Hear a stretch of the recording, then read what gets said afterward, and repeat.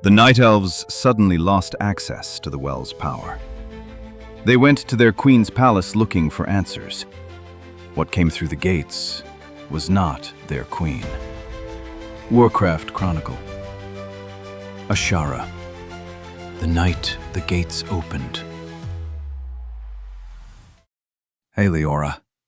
Hey, last time we ended on AZSHARA's name, the ambitious queen who is about to reshape Night Elf society. Today, we actually get to know her. I'm ready. So, let's start with the honest version. AZSHARA was, by nearly every measure, extraordinary. Noble birth, breathtaking beauty, real intelligence, genuine skill at governing a growing civilization, and an obsession with magic that pushed her people further than anyone before her. That sounds like a compliment with a but coming. There's always a but with someone this talented, because all of that brilliance came paired with something else, ambition, and not the healthy kind. Her territory kept expanding. Her people gathered artifacts and treasures from every corner of the world. The text never says it outright, but the vibe is unmistakable. This was a queen who saw the whole world as something that belonged to her, whether she'd actually claimed it yet or not. Mine, unless proven otherwise. Exactly that energy.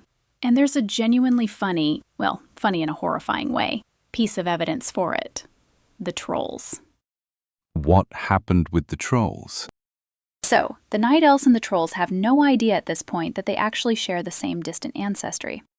As the Night Elf Empire kept growing, it inevitably pushed right up against troll territory, and the Night Elves were simply too powerful to resist. Every clash ended the same way.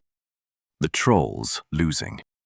Badly. And AZSHARA wasn't even interested in conquering them. She looked at the trolls as beneath her notice, basically an annoyance she didn't want to keep dealing with. So, out of what I can only describe as sheer condescension, she settled the matter herself with the Zandalari. What did she decide? She generously allowed them to keep the Zandalar Mountains. Her exact words, or close enough. By her grace, the trolls could continue living there. Wait. The Zandalar Mountains? Isn't that their sacred homeland? The place they'd been living for generations before the Night Elves even existed as Night Elves. That's exactly it. Imagine someone walking into your house, telling you it's technically theirs now, and then, out of the goodness of their heart, letting you keep living in it. I'm allowing you to keep your own home. You're welcome. That is genuinely the energy of this deal. And the trolls agreed, because what choice did they have? But you can imagine exactly how that felt. That single moment planted a seed of resentment toward the Night Elves that would last for generations. Completely understandable, honestly. There's a second piece of evidence for AZSHARA's character that I think is even more revealing, and it's a little more subtle. Mount Hyjal. Freya's old stomping ground, where all the wild gods hang out. Right. Remember how the original text describes it? A place steeped in ancient magic, wild, untamable, unchangeable. And AZSHARA's forces never went there. Publicly, she claimed it was out of respect, an old tradition of the Night Elf's kinship with the forest, something she didn't want to disturb. But you don't believe that? Given everything else we know about her, no, not for a second. I don't think AZSHARA respected nature at all. If anything, she looked down on it, the same way she looked down on the trolls. But she was smart, sharp enough to sense that Hyjal represented something older and more powerful than she was, a kind of force she genuinely could not dominate. So she avoided it not out of reverence, out of frustration that it was the one thing she couldn't own. That's my read on it, and I think it fits her perfectly. So much of Kalimdor bent to her will eventually. Hyjal didn't, and never would, and that was simply intolerable to someone like AZSHARA. Easier to just declare it off limits and pretend it was a virtue. That's a really specific kind of arrogance. Dressing up your own limitation as generosity. And that same instinct ran through her whole inner circle, too. The highborn, her nobility, mostly shared her obsession with magic and her disdain for anything that smelled like the old ways, which created a real rift. Ordinary night elves who still honored nature, still lived close to the land, they had no influence over the queen or her court at all.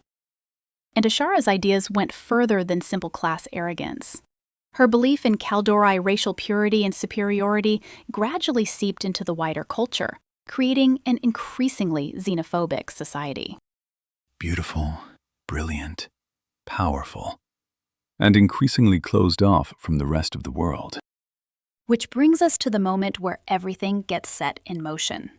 Remember, right before the Pantheon's final battle with Sargeras, Amenthul told him about Azeroth, this extraordinary world soul, more potential than any titan they'd ever found.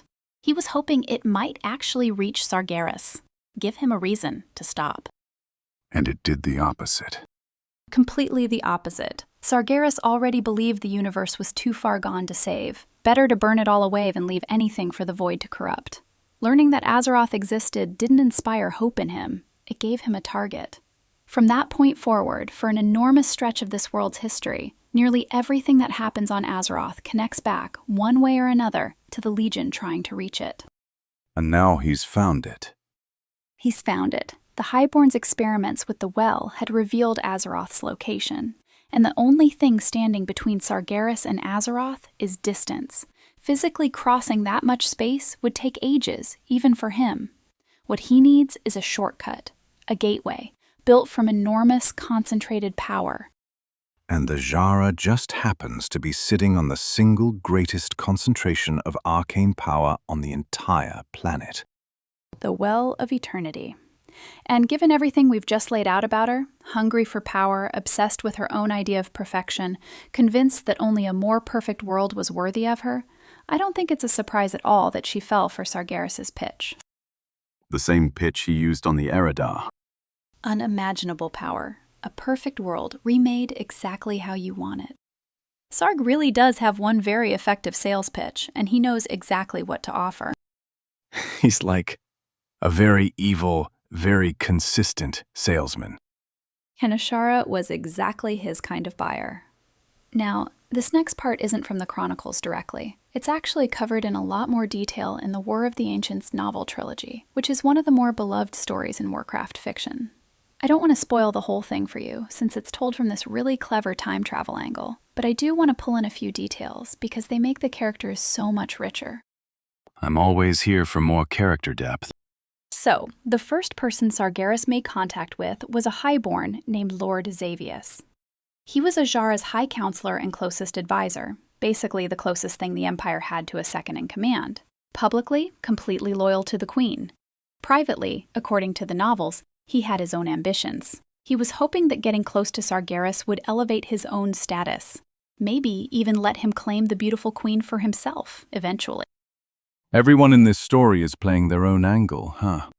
Constantly. Xavius brought Sargeras' offer straight to the queen, and AZSHARA was more than receptive, so Sargeras started sending agents through, starting small because the portal wasn't strong enough yet to bring through anything major. First came a demon called Hakar the Houndmaster.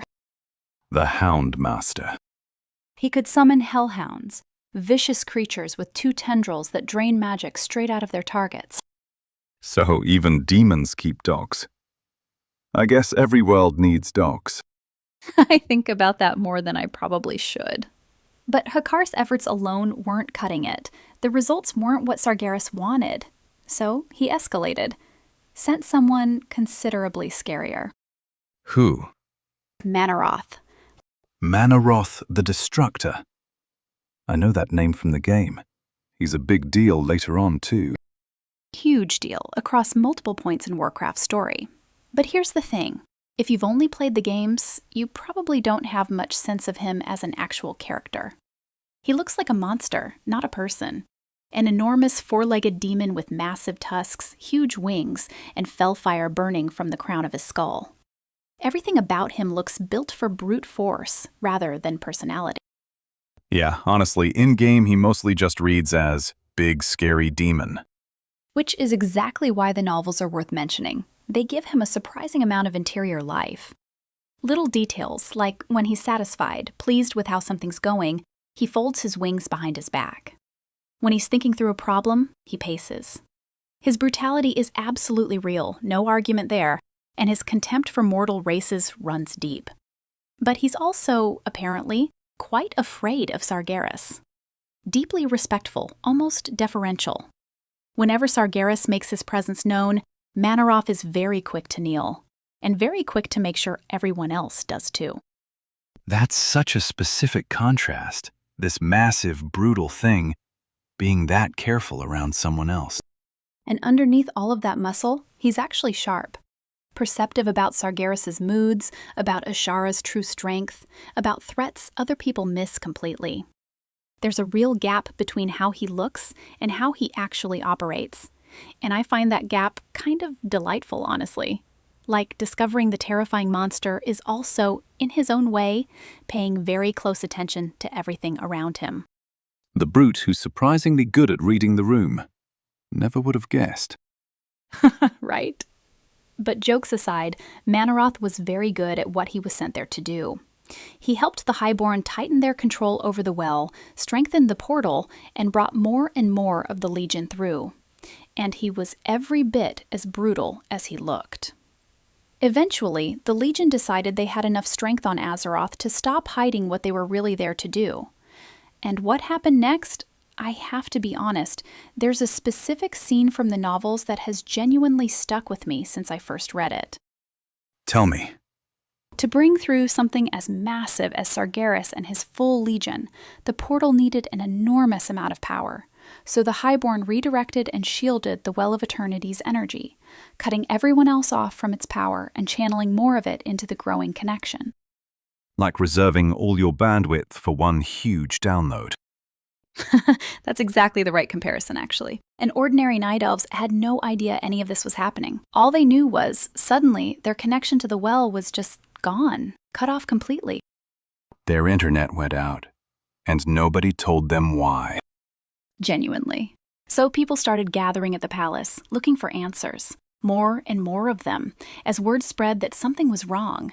And the gates just stayed shut. For how long? Well into the night. And when the gates finally did open, the crowd wasn't looking at their queen. What came through? The Legion. Demons unlike anything the Night Elves had ever seen, pouring out of the palace gates and into a crowd of unarmed civilians who'd come there hoping for help. They walked in expecting answers, and got a massacre instead. And above them, some of the Highborn who had remained closest to AZSHARA stood with the palace guards and watched it happen. These were the nobles who had chosen to stay at the queen's side, and as people were slaughtered below, they simply looked on. No panic, no attempt to intervene, just a cold acceptance of what was happening. They just watched. That's the image the novels leave you with. And that massacre, 10,000 years before the Dark Portal, is the moment the War of the Ancients truly begins. I knew this was coming. I still wasn't ready for it. Nobody ever really is. And this is where we're going to pause for today, because the war itself and what ordinary Night Elves actually did in response to all of this deserves its own space. Next episode, we get into how the Resistance forms, and two names you're going to want to hear about, Tyrande and Malfurion. Illidan's coming too, just not quite yet. If you enjoyed this one, subscribe so you don't miss what comes next. If you're learning English, or if some Warcraft terms felt confusing, tap the video link in the top right. Our vocabulary episode explains useful English expressions from today's story, along with the Warcraft terms we mentioned. See you next time. See ya.